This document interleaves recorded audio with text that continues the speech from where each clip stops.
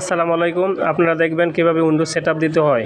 প্রথমে del button set করবেন, USB select করে এন্টার বাটনে ক্লিক করবেন, তারপর নেক্সট অপশনে ক্লিক করবেন। এখন ইনস্টল নাওয়ে ক্লিক করবেন, তারপর আই ডোন্ট ক্লিক করবেন। তারপর এখানে উইন্ডোজ 7, 10, 8, 11 সবই দেওয়া আছে। আপনারা পছন্দ অনুযায়ী যেটা ইচ্ছা সিলেক্ট করবেন। এখন আমি 10 সিলেক্ট করে দিচ্ছি। এখানে টিক মার্কে ক্লিক করে নেক্সটে ক্লিক করবেন। যে পার্টিশনে উইন্ডোজ দিবেন সেটি আগে ফরম্যাট করে তারপরে নেক্সট বাটনে ক্লিক করবেন।